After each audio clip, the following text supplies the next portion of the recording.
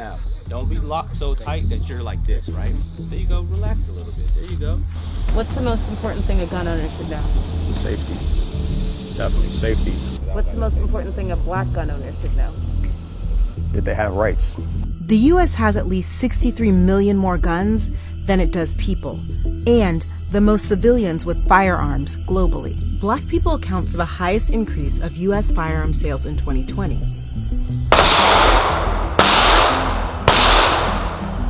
Some of the people you're watching are new to gun ownership and handling. Some have inherited gun culture from previous generations of family. And all of them are the legacies of Black people's lengthy and complicated relationship with bearing arms in the U.S. One of the things that Black people wanted to acquire, along with the vote, along with land, along with education, was the right to bear arms, was the right to protect themselves and their families. These aren't the faces we normally see or the voices we normally hear when the U.S. talks about gun rights and ownership. How did you feel the first time you shot? Actually empowered. It was an adrenaline rush. It was fun. So what does it mean to be a Black gun owner in this nation? I think society views Black gun owners in a variety of ways. I think it depends on who it is that's doing the observing. Hey fam, I'm Imayan, and this is the story of Black gun owners in the U.S. and the first time I ever shot a gun. This is the first time I've even seen a gun in real life, in person before. And now I'm literally about to not only touch it, but learn how to shoot it. I'm taking a gun safety course in the middle of the COVID-19 pandemic. In this session, there are 62 students with varying degrees of gun knowledge. I've had my gun since 2010. I shoot off and on, but lately I felt the need to be more proactive in getting training. I don't know, is this, when I look at TV, I get so frustrated. I just felt like I need to be more prepared. Dorothy Wilson is like all the other attendees, the armory owner, and all of the instructors, Black. Now, there's no magazine in this gun. I took the bullets out. Is this gun now safe? No. Why? Because it might be one in the head. And we realized that a lot of people that look like us really didn't have the education. Took it upon ourselves to take on the challenge of educating our people, getting involved in the community, and letting them know that firearms are safe and can be fun, and they can get that proper training by people that look like us. Hardy Wilson owns an armory that he launched in the autumn of 2017. It was less than 10 months after Donald Trump's presidential inauguration. And at the time, overall gun purchases were decreasing after soaring during the entire Obama presidency. We can't replace what we're selling. Ammunition is real hard to get. The dealers order 15 guns. We're lucky if we get 5. Gun sales were already rising before Barack Obama took office. And in his 2 terms, people spent more than $46 billion on guns and ammunition. That's more than the nearly $23 billion they spent during George W. Bush's 8-year tenure. When Trump took office, the total number of firearm purchasers dropped, but the number of Black gun buyers was actually increasing. How many guns would you say you have? That's a tricky question. I have a lot of guns. Rifles, shotguns, handguns, some custom guns. Hardy says the pandemic has multiplied his revenue exponentially. It's fundamentally changed his business, which is why we see these classes being held outdoors, with every student required to wear a mask and practice social distancing. Prior to COVID, we have been increasing with training and with sales, but I would say definitely during COVID, our numbers have drastically increased. We usually do, 3 to 4 classes a month, and we're doing 3 to 4 classes a week. I closely watch as instructors review the basics, help shooters refine their skills to get them, to get me, ready to take aim. Oh, he literally just said, don't be nervous, which is the exact opposite of how I feel right now. The firearm education happening on this swath of greenery is indicative of much larger trends. When people in the U.S. are concerned about their safety, they buy more guns. Here's what monthly firearm sales look like in the last decade. We see them spike during 2 occasions. One is emergencies like the Sandy Hook, San Bernardino, and the Parkland mass shootings.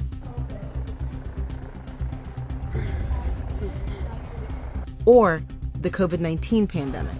The second rise we see in gun sales is during protests, like the nationwide ones we've watched all summer. We need justice right now! I'm tired! I'm tired of being tired! In the spring alone, the U.S. had an increase of 3 million more requests than it normally would for criminal background checks during that period. Those background checks have a close correlation with firearm sales. And 40% of gun buyers during this pandemic have been first-timers. But how equitably are gun owners treated? It's different for us. You don't see the same type of treatment to black people who advocate the right to bear arms and who practice the right to bear arms as you do for white organizations and white groups in American society. Author Akinyele Umoja is a gun owner whose parents didn't own firearms, but whose grandparents on both sides did. The powers that be can look at black gun owners as subversives. That's part of the legacy of our enslavement in this country. Blacks who show any assertion of their rights are considered subversives and oftentimes are punished for being subversive. They're considered somebody to be monitored by the police inside the United States. Akinyele says black people in the U.S. always have had to fight for their right to be armed. The history of armed resistance predates nonviolence from the very inception of black people being in America and resisting. They oftentimes had to expropriate weapons from their oppressors to resist. Of course, our slaveholders created policies to disarm us, but it was an ambivalent policy because if they thought it met their interests, they would arm black people. This is what many people think of when they think about black resistance in the U.S. The civil rights movement.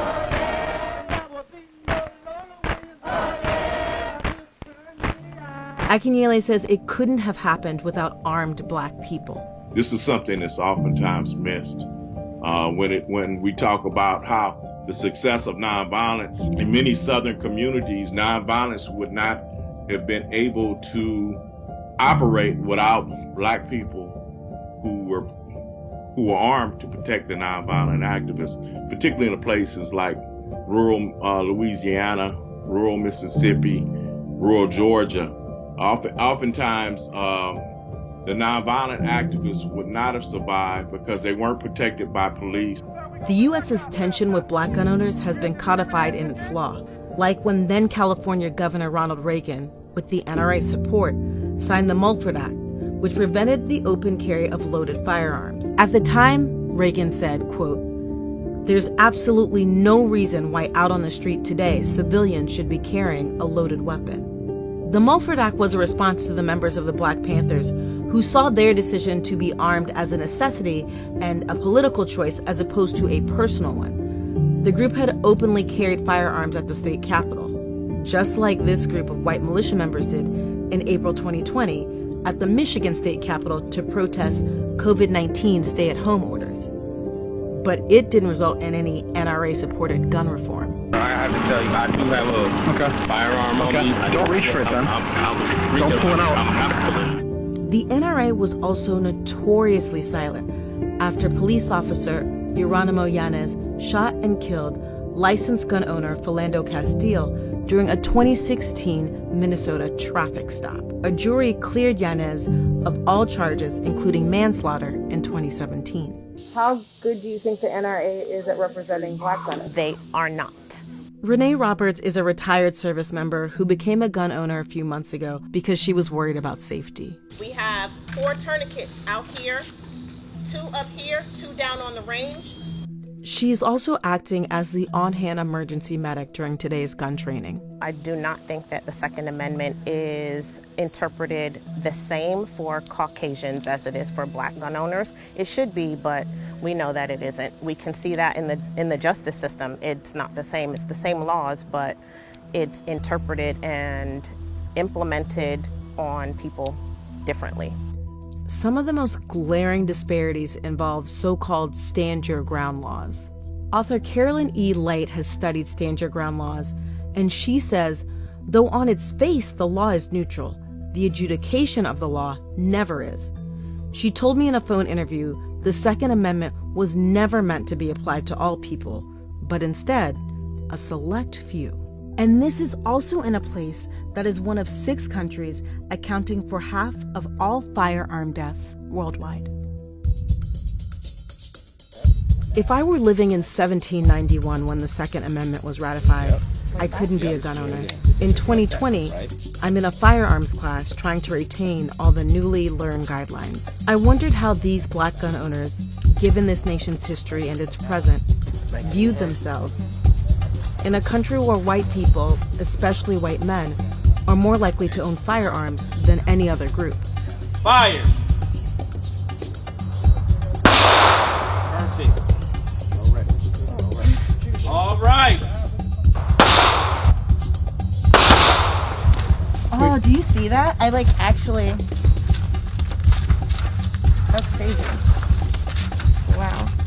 Of the people who don't own a gun in the U.S., about half say they can see themselves buying one in the future. And though the majority of people in the U.S. support gun control, the type of regulations vary between owners and non-owners. For example, both groups equally agree the mentally ill should be banned from purchasing guns. But while 74% of non-gun owners think high-capacity magazines should be banned, only 44% of gun owners agree. What do you think of when you hear Black gun owner? Black gun owner, I think it's amazing. Hardy already has begun training his 13-year-old son to be a responsible gun owner. I've had my son involved with firearms since he was 6 or 7 years old. He first started shooting around about 8 or 9. He showed me that he was, mature enough and could handle it. Many of the people I spoke with here consider the generational transfer of firearm knowledge imperative. I have a 12-year-old son. Would you teach him how to shoot, or would you teach him I absolutely intend to. I feel like as a culture, we're behind. As a culture, there's other cultures that actually educate the kids on firearms. As a child, they're going out hunting, they're going out, having fun, enjoying gun culture. So we just kind of wanted to touch our community, let them know that, this is an area that doesn't have to always be negative.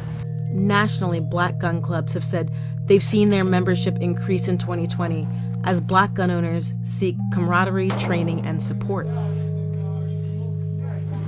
So it's important for us to get organized and be trained and be politically aware and conscious so we can protect our communities, protect our households, protect our lives, and then continue this tradition of armed resistance in our community for freedom and self-determination.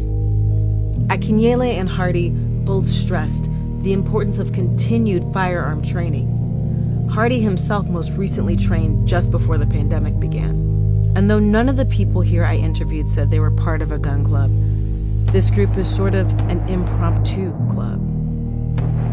One Hardy hopes will continue to grow. I see a lot of opportunity. I still think there's a lot of room for us to grow in this field.